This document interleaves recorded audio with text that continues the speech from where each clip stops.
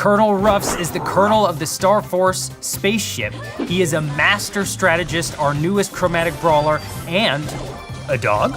Now for Ruff's main attack, he shoots 2 parallel projectiles that when it hits a wall it bounces. So it's kinda like Rico's, but a bit different because it's 2 at the same time, so you can have like interesting results. Colonel Ruffs is a support brawler, so for his super, he brings down a supply drop from space that can damage enemies when it lands and brings power up for your team. Stu is a sentient crash test robot and is used to test attractions in the Star Park. However, as user studies have shown, people really like to see him crash, so he ended up being in a stunt show. He's our new trophy road brawler, and his main attacks are shots of pyrotechnics from his fingertips. And you think it's simple because they follow like a straight line. However, the twist is that it charges the super with only 1 hit. Okay, and the super is a dash forward, short range, leaves a trail of fire behind it, and has knockback. And that comes in especially handy when you play a game mode like Brawl. True. And he's free at 10,000 trophies in the trophy road, and he's also coming up with a skin called Superstars too. Belle is the chromatic brawler of the season. She's an outlaw who likes to rob banks in any town she can find. And she's a sharpshooter, and with her main attack, she attacks the target and the projectile keeps bouncing back and forth among the enemies until they spread out.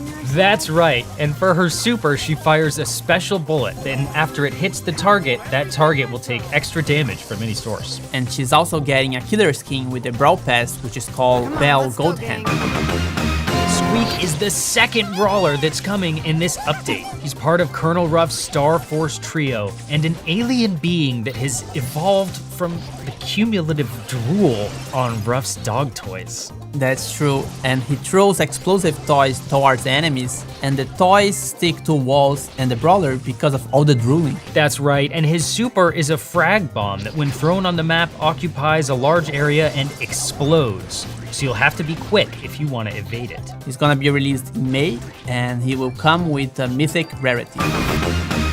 Buzz is the lifeguard of the Velocirapids water park and is also the chromatic brawler for this season. So he's not very good at his job due to his size and his short arms, but he loves to enforce rules and tell people what to do, or better, tell people what not to do. Speaking of what not to do, if I was you, I would run away from him.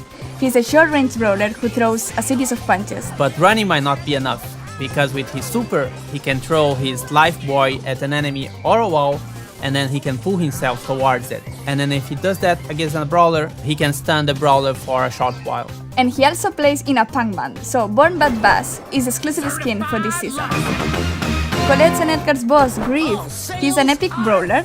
He's very greedy and, to be honest, not the most caring person. He uses tips from Edgar's and Colette's tip jar to attack. And those tips work in an interesting way. He tosses 9 coins and they spread out the further they go. So you can annoy people from very far, but the real damage happens if the enemy is next to you. As for his super, he throws 5 sharp-edged banknotes in a white cone, dealing damage on the way in and on the way back. The farther away the opponents are, the greater is the damage. And on the way back, they can go over walls. And look at that. You can get Griff for free with a challenge in July. And if you beat the challenge, you get Griff before everyone else. But don't worry, if you don't beat the challenge, you will be able to get Griff anyway from boxes or from the shop once he's released the following week. Our next chromatic brawler is Ash, the Trash Knight. Ash is a very grumpy cleaner at the castle courtyard, and due to the big amount of trash and rats that he finds out there, he needs to protect himself with an improvised armor, which is an actual trash bin. As for his main attack, he creates a shockwave when he hits the ground with his broomstick, and everyone that is in line will get hit by it, and also it charges his rage bar. But his rage bar also gets charged when he gets hit, because it makes so much noise inside his last-minute armor that he just gets angrier and angrier. And when his rage bar gets fully charged, he gets stronger and faster for a short while. And also, he's not alone in the battle against Dirt. Because for his super, he gets help from his RATS bot, which will attack the closest enemy they find.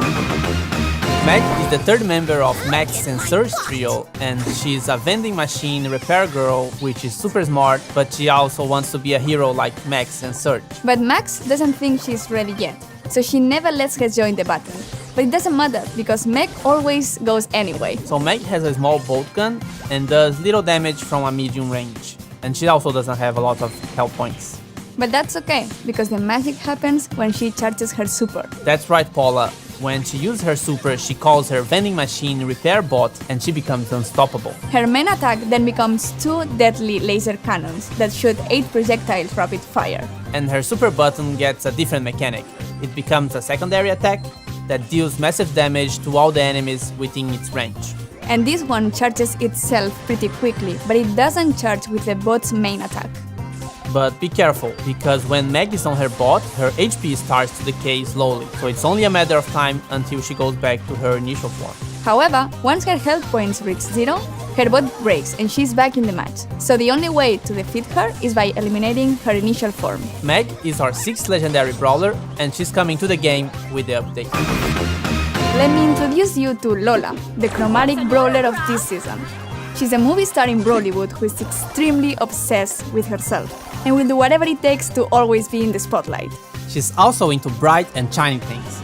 With her main attack, she uses the diamond eyes of her fake fox scarf to shoot sparkly stars that deal damage in a tight and mid-range cone.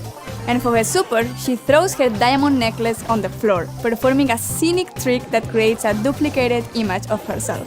This clone has less health than the original Lola, but will follow her moves and mimic her powers. So whenever she attacks, her reflection will attack as well. And don't miss Chola, the new exclusive skin that unlocks at tier 70 and will come together with B800 in the Brawl Talks. Let's start with Grom, our new epic brawler. A security guard in the castle in Star Park who is best friends with his walkie-talkie and terrified of kids?